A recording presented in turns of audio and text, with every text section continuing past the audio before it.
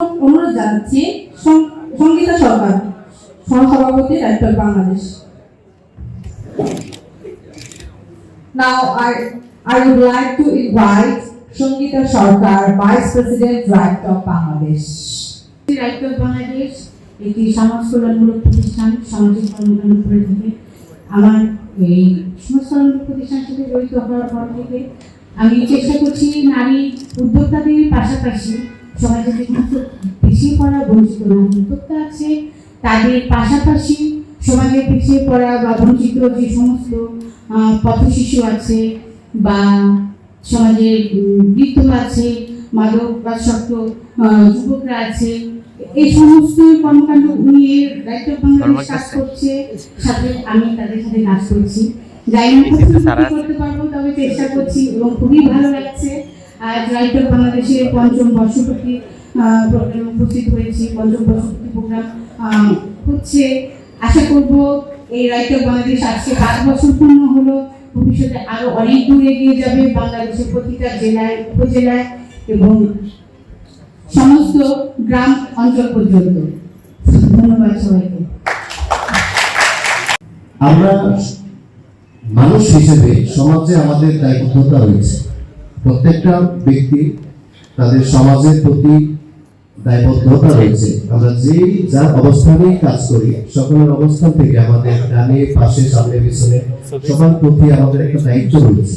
সেই দায়িত্ববোধটা আমাদের সব সময় সবার মধ্যে কাজ করে না বা জাগ্রত হয় না।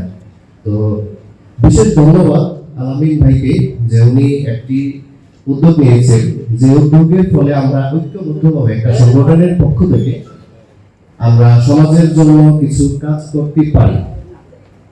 তো এটা একটা বড় পাওনা আমাদের সবার জন্য, কারণ আপনার দ্বারা আপনার আশেপাশের মানুষজনের যদি একটু কোনো উপকার হয়ে থাকে, সেটাই আসলে দিন শেষে আমাদের মনের শান্তি এবং তৃপ্তি। আমরা সবাই সবার সকল জায়গা থেকে সবসময় কিন্তু আমরা জীবিকার তাকিয়ে দিই, টাকার পিছনে ছুটি। সেই ছোটা ব্যস্ততার মধ্যে থেকেই আমরা এখানে ঐক্যবদ্ধভাবে সমাজের জন্য, মানুষের জন্য, গরিব দুঃখী মানুষের জন্য কিছু করার জন্য একটা সুযোগ পাই। সে তার জন্য যে একটা প্ল্যাটফর্ম দরকার, সেই শক্তিশালী একটা প্ল্যাটফর্ম হলো রাইট অফ বাংলাদেশ। এখান থেকে আমাদের কাজ করার সুযোগ করে দেওয়ার জন্য বিশেষ ধন্যবাদ আলামিন ভাইকে। আরো বেশি ধন্যবাদ কারণ আপনাদের সকলের সহযোগিতায় আমরা রাইট অফ বাংলাদেশ একটি প্রতিষ্ঠান হিসেবে এগিয়ে যাচ্ছি সারা বাংলাদেশে। এবং আশা করি আপনারা সামনের দিনগুলিতে আমাদের সাথে থাকবেন, আলামিন ভাইয়ের সাথে থাকবেন, রাইট অফের সামনে থাকবেন। সবাই মিলে সত্যিকারের একটি সুখী এবং সমৃদ্ধ বাংলাদেশ গড়ার প্রত্যয় নিয়ে আমরা এগিয়ে যাব। সবাই ভালো থাকবেন। আল্লাহ হাফেজ। এখন বক্তব্য রাখবেন যার অনুপ্রেরণায় হাজারো তারুণ্য এগিয়ে যাচ্ছে মানব ও মানবতার ফেরিওয়ালা, রাইট অফ বাংলাদেশ এর সম্মানিত প্রতিষ্ঠাতা ও chairman engineer Al Amin M Tawhid. Right of Bangladesh সবাই মিলে বাংলা সাজায় এই স্লোগানে, এই দেশটি আমাদের, মাটি ও মানুষ আমাদের, সেই দিকটা বিবেচনা করে সেই চিন্তা শক্তি নিয়েই কিন্তু 2018 সালের দিকে এটি নামকরণ করেছিলাম আমি, এবং 19 সালে এটি যাত্রা আনুষ্ঠানিকভাবে শুরু করি। সেই থেকে সম্ভব অনুযায়ী আমাদের বাইরের কোনো দান, সদকা, অনুদান কিচ্ছু নেই, আমাদের নিজেদের সংগঠনের সদস্য দ্বারাই এটা পরিচালিত হচ্ছে। আমরা যাবো যারা প্রকৃতপক্ষে, যাদের দেশের জন্য অবদান, এই সমাজের জন্য অবদান, কিন্তু অনেক সময় দেখা যাচ্ছে আমাদেরকে 5 লক্ষ টাকা দিল, বাটপানি করে সাইনবোর্ডের আড়ালে প্রতারণা করে। ওই ধরনের টাকা রাইট অফ বাংলাদেশের প্রয়োজন নাই। রাইট অফ বাংলাদেশের নামটা কি? রাইট, আমি সঠিক, আগে আমাকে ঠিক হতে হবে, তারপর অন্যকে। আমাদের স্বেচ্ছাসেবকদেরকে সবসময় বলা যে রাইট অফ বাংলাদেশ, সঠিক কথা। যদি আমার কথায় মিল থাকে, কাজে মিল থাকবে, কাজে মিল থাকবে, কথায় মিল থাকবে, কিন্তু বাটপারি সিটিংবাজি করার কোনো সুযোগ নাই। তো সেই চিন্তা শক্তি নিয়ে অনেক সময় সামাজিক সংগঠন অনেক বদনাম আছে জানেন, মাসে বছরে 10-12টা অ্যাওয়ার্ড বিতরণের অনুষ্ঠান করবে, করে 10 লাখ 20 লাখ টাকা হাতিয়ে নিয়ে উদয়, তার মানে কিন্তু সমাজে যারা যোগ্য তাদেরকে অ্যাওয়ার্ড দেয় না। আমাদের এই প্রতিষ্ঠাবাসীকে শুধু আমরা যারা সিলেক্টেড করেছি, যারা প্রকৃতপক্ষে পাওয়ার যোগ্য, যারা পাবেন তাদেরকে আমরা সম্মান দেব। আমরা তাদেরকে উপহার দেবো, যাতে তারা আরো এগিয়ে যেতে পারে, সামনে আরো কাজ করতে পারে। রাইট টু বাংলাদেশ সেই দিকটা বিবেচনা করে এগিয়ে যাচ্ছে। যাই হোক, রাইট টু বাংলাদেশ আত্মমানবতার সেবায় নারী, শিশু, উদ্যোক্তা, তরুণ, আইটি সব বিষয় প্রশংসা করেছে আমাদের কাজ দেখে। সত্যিকার এটি আমার কাছে ভালো লাগে যে আমরা সঠিক পথে এগোচ্ছি। আর আমাদের যারা তরুণ আছে, আমাদের যারা সদস্য আছে, মাদক সেবী, ইফতিজার, মামলার আসামি, এগুলো আমাদের সংগঠনের প্রবেশ সম্পূর্ণ নিষেধ। আমরা একেবারে যারা সুদক্ষ, সুনাগরিক, তাদেরকে নিয়ে আমরা সংগঠন পরিচালনা করছি। একটা কথা মনে করতে হবে, যে জাতি যত সভ্য সেই দেশ তত উন্নত, সেই দেশ তত এগিয়ে যাবে। যে দেশের মানুষ যত ভালো সেই দেশটা তত এগিয়ে যাবে। আজকে কিন্তু আমাদের সমাজের চরম নৈতিক অবক্ষয়, সেই অবক্ষয় কিন্তু দিনের পর দিন বেড়েই চলেছে, কিন্তু সেটা আমরা বের হতে পারছি না, কারণ আমাদের ভিতরে সভ্যতা জিনিসটা কম। এটার কারণে আমরা অনেক অংশে পিছিয়ে আছি। তো সেই জায়গাটাও আমরা কাজ করি। বর্তমানে আমরা যেটা বেশি প্রাধান্য দিচ্ছি সেটা হচ্ছে সচেতনতা। আমাদের ভিতরে সচেতনতা জিনিসটা খুবই কম। আমরা যদি সচেতনতা বাড়াতে পারতাম তাহলে আমাদের সব জিনিসই কিন্তু ভালো থাকতো, সুন্দর থাকতো। না থাকার কারণে আজকে দেখেন বাবার হাতে ছেলে খুন হচ্ছে, ছেলের হাতে মা খুন হচ্ছে, টোটালি চরম নৈতিক অবক্ষয়। কিশোর গ্যাং বেড়ে যাচ্ছে, প্রতিটা পাড়া মহল্লায় কিশোর গ্যাং, যাদের কারণে আজকের মানুষ হাঁটতে পারে না, চলতে পারে না, চিন্তাই হয়ে যাচ্ছে। এটি কি এক গত 2 যুগ আগে আমরা তো এই কালচারগুলো বাংলাদেশে দেখি, এখন কই থেকে আসছে? কারণ এক অভিভাবকের উদাসীনতা, সমাজের মানুষের উদাসীনতা, মানুষ স্বার্থের জন্য, টাকার জন্য পুরো পাগল, নিজের সন্তানের প্রতি খেয়াল নাই, তারপরে দায়বদ্ধতা নাই, যে সমাজটা কার বা কার জিনিস এটা কোনো লক্ষ্য নাই। সন্তান স্কুলে দিয়ে আসছে, কোনো খবর নাই, 6 মাস পর একদিন যে খেয়াল করে যে সন্তান আছে কিনা। এই যে উদাসীনতার কারণে আজকের আমাদের সমাজটা কিন্তু পিছিয়ে যাচ্ছে। তো রাইট টু বাংলাদেশ এই প্রতিক্রিয়া নিয়েছে যে এই সব সেক্টরে কোন জায়গায় সমস্যা সেটি আমরা খুঁজে বের করে আমাদের যারা টিম আছে সেই টিমের মাধ্যমে আমরা কাজ করব। আমাদের রাইট টু বাংলাদেশে যারা সর্বাধিক সহযোগিতা করছে, পাশে থাকছেন, ভালোবাসা দিচ্ছেন, আপনাদের ঋণ কখনো আমরা শোধ করব না এবং ভুলতে পারবো না। সবসময় চেষ্টা করি আপনারা আপনাদের মনের মতো করে একটা সংগঠন উপহার দেব। আর সবসময় এইটাই প্রত্যাশা করি, আমি হয়তো নাও থাকতে পারি কিন্তু এই সংগঠন থেকে যাবে, সেভাবেই স্বপ্ন নিয়ে এগোচ্ছি, কাজ করছি। আমার জন্য দোয়া করবেন। আর আপনাদেরকে কষ্ট করে এখানে আনার জন্য, উপস্থিত হওয়ার জন্য আমি আপনাদের কাছে আন্তরিক একেবারে ক্ষমা চেয়ে নিচ্ছি। এবং অতিথিরা অনেক সময় ধরে বক্তব্য শুনছেন, তাদের কাছেও ক্ষমা চেয়ে নিচ্ছি, কারণ তারা ধৈর্য সহকারে শুনছেন। আপনারা আমার যদি কোনো কথায় ভুল ত্রুটি হয় ক্ষমা সুন্দর দৃষ্টিতে দেখবেন। আর একটা কথা হচ্ছে, আজকের প্রোগ্রামেও যদি কোনো মেইনটেনেন্সে বা কোনো সমস্যা থাকে, সেখানেও যদি কোনো ভুল ত্রুটি হয়, তো বিনয়ের সাথে আপনাদের কাছে রিকোয়েস্ট যে ক্ষমা সুন্দর দৃষ্টিতে দেখবেন। আশা করি আগামী বছর আমরা এসে আরো ভালো প্রোগ্রাম উপহার দেব। আমার রাইট টু বাংলাদেশের যারা তারুণ্য, যাদেরকে আমার হৃদয়ের গভীর থেকে ভালোবাসি, যারা আমার হৃদয়ের হৃদপিণ্ড, যারা আমাকে সবসময় সহযোগিতা করে, ভালোবাসা তাদের থাকে, তাদের জন্য অনেক অনেক ভালোবাসা, অনুপ্রেরণা। এগিয়ে যাও দুর্বল গতিতে, স্বপ্ন দেখো একটি সোনার বাংলাদেশ নিয়ে। সবাইকে লাভ ইউ, আল্লাহ হাফেজ। Jawar Iqbal, General Secretary, Dhaka Sub-Editor Council.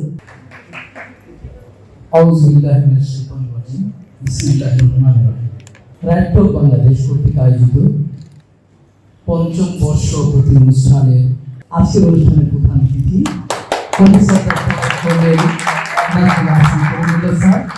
আজকের অনুষ্ঠানের যিনি সভাপতি, যার কথা না বললেই নয়, যে ইঞ্জিনিয়ার আলামিন তৌহিদ ভাই, যে আমাদের প্রত্যেকটা মানুষের কিন্তু আল্লাহ রাব্বুল আলামিন মানুষ হিসাবে, আমার অন্য কোনো প্রাণী হিসাবে কিন্তু আমাকে সৃষ্টি করেন না, মানুষ হিসাবে সৃষ্টি করেছেন।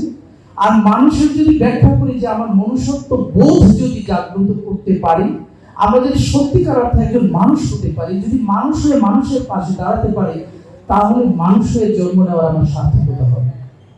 তো এই জন্য মানুষ হিসেবে আমাদের কিন্তু অনেক দায়বদ্ধতা রয়েছে। আল্লাহ রাব্বুল আলামিন মানুষকে কিন্তু সম্বোধন করেছেন, ওয়াইজ ক্বালা রাব্বুকা লিল মালাইকাতি ইন্নী জাইলুন ফিল আরদি খলিফা। আল্লাহ রাব্বুল আলামিন ফেরেশতাদেরকে ডাক দিয়ে বলেছেন আমি মানুষ সৃষ্টি করতে চাই, কথা কিন্তু বলে নাই। আল্লাহ বলেছেন আমি পৃথিবীতে আমার একজন খলিফা, প্রতিনিধি প্রেরণ করতে চাই। সম্মানিত সুধী, এখানে আপনাদের সকলেই একটি কথা চিন্তা করতে হবে যে প্রিয় নবী সাল্লাল্লাহু আলাইহি সাল্লাম তিনি কিন্তু তরুণ কিশোর বয়সে নবুয়ত প্রাপ্তির পূর্বে তিনি কিন্তু হিলফুল ফুজুর নামে একটা সংগঠন করেছিলেন এবং এই হিলফুল ফুজুর সংগঠনের মাধ্যমে তিনি সমাজে এমন একটা যুগে জন্মগ্রহণ করেছিলেন যেই যুগকে বলা হয় অন্ধকারের যুগ। সেই যুগকে তিনি একটা আলোর দিশা দিয়েছিলেন এবং এমন তিনি একটা মহা মানবে তিনি পরিণত হয়েছিলেন। শুধু তিনি নয়, তার সংস্পর্শে যারা ছিলেন সেই সাহাবায়ে কেরাম আজমাইন তারাও কিন্তু আমাদের একজন অনুকরণীয় একজন ব্যক্তি হিসাবে পরিণত হয়েছে। আমি আশা করব যে লাইফ অফ বাংলাদেশের আপনারা যারা তরুণ কিশোর আছেন আপনাদের মাধ্যমে একটি নতুন বাংলাদেশ গড়ে তুলবেন এবং আপনাদের মাধ্যমে আমাদের বাংলাদেশ একটি সুন্দর বাংলাদেশ দেখবে, যেই বাংলাদেশের মানুষের শোষণ নিপীড়ন নির্যাতনের বিরুদ্ধে আপনারা কথা বলবেন, আপনারা দেশ গঠনের জন্য এগিয়ে আসবেন, আপনারা প্রত্যেকে ডক্টর ইউনূস তৈরি হবেন, আপনারা মাহাথির মোহাম্মদ হবেন এবং আপনাদের মাধ্যমে একটি বাংলাদেশ সাত্বিক বাংলাদেশ, যে বাংলাদেশ গড়ার জন্য মানুষ তাদের রক্ত ঢেলে দিয়েছিল, যে তাদের রক্ত ঢেলে দিয়ে 5 আগস্টের নতুন একটি বাংলাদেশ যেটি আপনারা গঠন করতে চেয়েছিলেন, আপনারাই সেইজন। আপনাদের মাঝে আমরা সেরকম দেখতে চাই একটি নতুন বাংলাদেশের প্রতিচ্ছবি, আপনারা নতুন বাংলাদেশের একটি মানচিত্র, যে বাংলাদেশে কোনো বৈষম্য থাকবে না, কোনো হানাহানি থাকবে না, কোনো কাটাকাটি থাকবে না, একটি স্বাধীন সত্যিকার অর্থে সার্বভৌম দেশ আপনারা উপহার দিবেন। সম্মানিত সুধী, আমি আমার বক্তব্য দীর্ঘায়িত করব না, পরিশেষে একটি কথাই বলবো, উল্টে দিতে যুগ জমানা চাইনি অনেকজন, এক মানুষই আনতে পারে জাতির জাগরণ। আপনারা প্রত্যেকটা একটি মানুষ জাতির জাগরণ করবেন, সমাজের সকল অনৈতিক অবক্ষয় রোধে আপনারা কাজ করবেন। আপনারা অনেক বৃহৎ কিছু যদি না পারেন, অন্তত রাস্তায় চলার পথে ছোট ছোট কিছু সামাজিক কাজ আছে। আপনি একটা রাস্তায় চলার পথে দেখলেন একটি কলার ছোলা ওটা পড়ে আছে, যেটি যদি কেউ পায় লাগে সেটি ছিঁড়ে পড়ে যেতে পারে, সেটি সরিয়ে দেন, এটাও একটা সামাজিক কাজ। আপনি অন্যায় কাজ দেখছেন, আপনার রাসূল সাল্লাল্লাহু আলাইহি সাল্লাম বলেছেন আপনি প্রতিবাদ করেন, যদি প্রতিবাদের ভাষা আপনি যেভাবে পারেন কমপক্ষে হলে আপনি মুখ দিয়ে আপনি প্রতিবাদ করেন, ভাই আপনি যে কাজটা করছেন অন্যায়, আপনি ন্যায়ের পথে মানুষদেরকে ডাকেন, অন্যায়ের প্রতিবাদ করেন, ভালো কাজের দিকে মানুষ আহ্বান করেন। আমরা সুন্দর একটি কথা বলেছেন আমাদের আজকের এই রাইট অফ বাংলাদেশের সম্মানিত সভাপতি, যে আসলে আগে আমার ভালো হতে হবে, আমি যদি ভালো হই দেশ ভালো হবে, আমি যদি ভালো হই সমাজ ভালো হয়ে যাবে। রাসূল সাল্লাল্লাহু আলাইহি সাল্লাম বলেছেন আসাদু জিহাদে জিহাদুল হাওয়া, তোমরা যারা জিহাদ করে রাস্তায় নামছো তোমাদেরকে সুন্দর একটি জিহাদের কথা বলি, যদি তুমি আত্মশুদ্ধিমূলক তুমি যদি নিজের প্রতি জিহাদ করতে পারো, তুমি যদি তোমার নিজের অন্যায় থেকে নিজেকে বিরত রাখতে পারো, তুমি যদি সমাজের সুন্দর একটি মানুষ হিসেবে তৈরি করতে পারো, জেনে রাখো সাহাবায়ে কেরাম আজমাইন রাসূল সাল্লাল্লাহু আলাইহি সাল্লাম যুগে যুগে বড় মহামনীষীগণ তাদেরকে দেখে মানুষ যেরকম সত্যের পথে তাদের সুন্দর একটি জীবন গঠন করেছেন। আজকে আমরা যাদের উদাহরণ দিয়ে কথা বলি, আমরা কি সেরকম উদাহরণের একটি ভালো মানুষ হতে পারি না? আসুন আমরা ভালো হই এবং ভালো কাজের সাথে থাকি। রাইট অফ বাংলাদেশের মাধ্যমে এই সমাজের আমরা পরিবর্তন ঘটাই। আমি আবারও রাইট অফ বাংলাদেশের উত্তর উন্নতি কামনা করে সবাইকে ধন্যবাদ জানিয়ে আমাকে এই অনুষ্ঠানে দাওয়াত করার জন্য আবারও কৃতজ্ঞতা প্রকাশ করে আমি বক্তব্য শেষ করছি। আসসালামু আলাইকুম ওয়া রাহমাতুল্লাহি ওয়া বারাকাতুহু।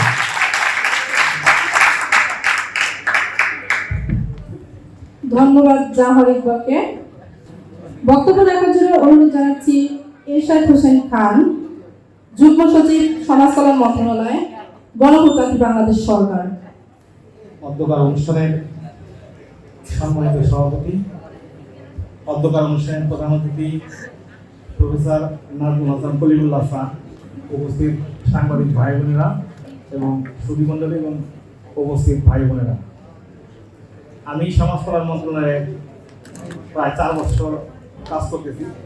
সমাজ কল্যাণ মন্ত্রণালয়ের অভিজ্ঞতা থেকে আমি একটি বই লিখেছি, প্রতিবন্ধী ব্যক্তিদের জীবন, যা ইতিমধ্যে প্রকাশিত হয়েছে।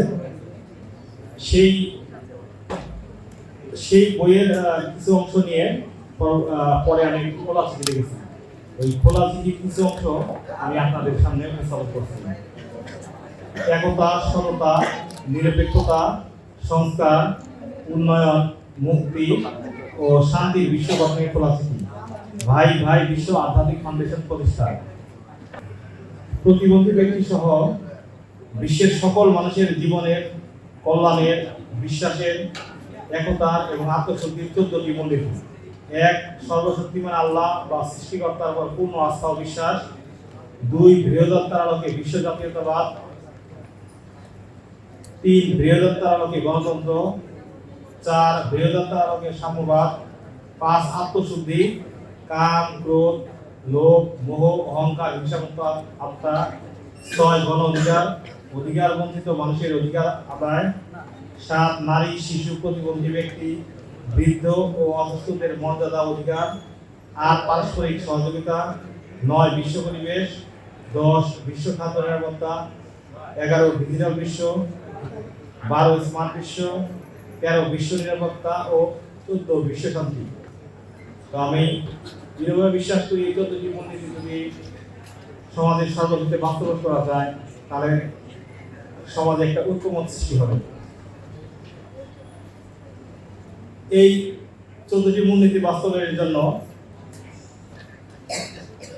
ভাই ভাই বিশ্ব আধ্যাত্মিক ফাউন্ডেশন মুসলিম, ভাই ভাই বিশ্ব আধ্যাত্মিক ফাউন্ডেশন হিন্দু, ভাই ভাই বিশ্ব আধ্যাত্মিক ফাউন্ডেশন বৌদ্ধ, ভাই ভাই বিশ্ব আধ্যাত্মিক ফাউন্ডেশন খ্রিস্টান এবং ভাই ভাই বিশ্ব আধ্যাত্মিক ফাউন্ডেশন অন্যান্য ধর্মাবলম্বীদের জন্য প্রতিষ্ঠা করা জরুরি। এই প্রতিষ্ঠান বছরে একবার ওনারা সম্মেলন করবে এবং এই ফাউন্ডেশন সমাজ কল্যাণমূলক কাজ, ধর্মীয় কাজ, মানবতার কাজ করবে। সমাজ কল্যাণমূলক নারী ও শিশু, যুবক যুবতী, বৃদ্ধ বৃদ্ধা, অতি বৃদ্ধ অতি বৃদ্ধা, গরিব অতি গরিব, গরিব বা অতি গরিব শিক্ষার্থী, আশ্রয়হীন, অসহায়, পথিক, মুসাফির, ঋণগ্রস্ত ব্যক্তি, শরণার্থী, যাযাবর, অবিবাহিত বা অবিবাহিতা, তালাকপ্রাপ্তা, বিধবা, পদার্থ, প্রাকৃতিক দুর্যোগে ক্ষতিগ্রস্ত ব্যক্তি, মাদকাসক্ত, গুরুতর রোগে আক্রান্ত সহ প্রতিবন্ধী ব্যক্তি, শিক্ষার্থী, হিজড়া সহ সকল মানুষের সার্বিক কল্যাণ করার সময় ও একতার দাবি। আমরা এই উপস্থাপন করেছি এই বিষয়টা।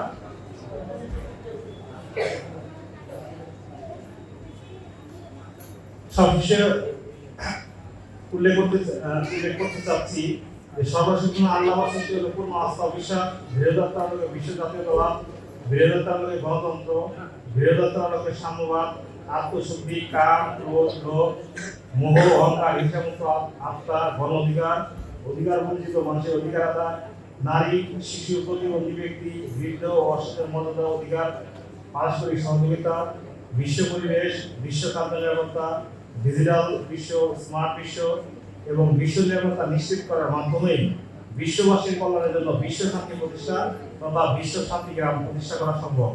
বিশ্ব শান্তি গ্রাম প্রতিষ্ঠা করাই আমাদের মূল লক্ষ্য। তো এই বিষয়ে আমি আপনাদের সকলের মূল্যবান মতামত, সৎ পরামর্শ এবং সৎ নির্দেশনা কামনা করতেছি। আপনাদের মূল্যবান মতামত এবং সৎ পরামর্শ পেলে ভবিষ্যতে এই বিষয়ে যদি কোনো সংযোজন, বিয়োজন বা পরিবর্তনের কোনো বিষয় থাকে আমি সেটা করব। সবাইকে ধন্যবাদ। আমাদের প্রদান করেছিল রেনেসন্স, আর রেনেসন্সের উদ্ভব ইতালির ফ্লোরেন্সে যে মশাল প্রজ্বলিত করেছিল তার পটভূমি হিসেবে কাজ করেছে মোদেজার এবং মোজার যে সংস্কৃতি বিকশিত হয়েছিল আইবেরিয়ান উপদ্বীপে অর্থাৎ বর্তমানের স্পেন এবং পর্তুগাল এই অঞ্চলে প্রায় 700 বছর ধরে। কর্দোবা শহরে জন্মেছিলেন ফাদার অফ ওয়েস্টার্ন ন্যাশনালিজম। তিনি ধর্মবিশ্বাসে ইসলাম ধর্মাবলম্বী ছিলেন এবং তার কারণে এই সভ্যতা কিন্তু গড়ে উঠেছে। পাশ্চাত্য সভ্যতার ভিত্তিটা তিনি তৈরি করে দিয়েছেন এবং সেটি পিরেনিস পর্বতমালা অতিক্রম করে সমগ্র ইউরোপে ছড়িয়ে পড়েছিল এবং তাদের উদ্বুদ্ধ করেছিল আবিষ্কারের নেশায় মেতে উঠতে। আর বর্তমান যে বিশ্ব তা মূলত সেই ন্যাশনাল ভিত্তির উপর প্রতিষ্ঠিত হয়েছে। আর মানুষ হোমোসেপিয়ান বুদ্ধিদীপ্ত প্রাণী, এবং সে কারণেই যুক্তির উপর ভিত্তি করে সকল কার্যক্রম পরিচালনা করে। যৌক্তিকভাবে স্বপ্রণীত হয়ে স্বেচ্ছায় উদ্বুদ্ধ হয়ে কর্মযজ্ঞ পরিচালনা করাটা সময়ের দাবি, এবং এই লক্ষ্যে গণপ্রজাতন্ত্রী বাংলাদেশ সরকারের যে সমাজসেবা অধিদপ্তর এবং মন্ত্রণালয় তার নিরলসভাবে কাজ করে চলেছে। আজকে আমাদের সম্মানীয় বিশেষ অতিথি মহোদয়, তিনি একজন নিবেদিত প্রাণ সংগঠক এবং আমি বলবো দার্শনিক। তিনি যে গ্রন্থটি রচনা করেছেন, আমার আহ্বান থাকবে সেই গ্রন্থটি যাতে বিপণনের ব্যবস্থা করেন আজকের আয়োজকরা তাদের সকল সদস্যদের মাঝে, এবং সেটি যদি করা সম্ভবপর হয় তারপরে আমি অনুরোধ করব সবাইকে সেই গ্রন্থটি গভীর মনোযোগের সঙ্গে পাঠ করে নিজেদের উপলব্ধিতে নিয়ে আসবার জন্য। আজকে তিনি তার যে অ্যাভারেজ ভার্সনটা আমাদের সামনে উপস্থাপন করেছেন, এইটি আপনারা যাতে সুলভে পাওয়া যায় সেটি ব্যবস্থা করবেন। এই আহ্বান জানিয়ে সবাইকে আবারও ধন্যবাদ জানিয়ে আমি আমার বক্তব্য শেষ করছি এবং বিদায় নিচ্ছি। দেখা হবে আগামী বছর আবার। আসসালামু আলাইকুম।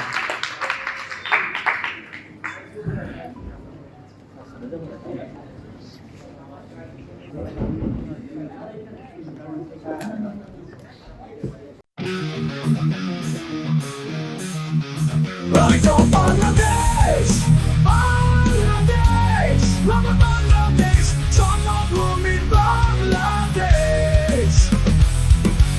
এসো এসো এসো সবাই, সবাই মিলে বাংলা সাজাই, লাল সবুজের পতাকা। একটি স্বেচ্ছাসেবী সামাজিক সংগঠন রাইট টক বাংলাদেশ, সবাই মিলে বাংলা সাজাই, এই স্লোগানে 2019 সাল থেকে আর্ত মানবতার সেবায় নিয়োজিত জনপ্রিয় সামাজিক সংগঠন রাইট টক বাংলাদেশ।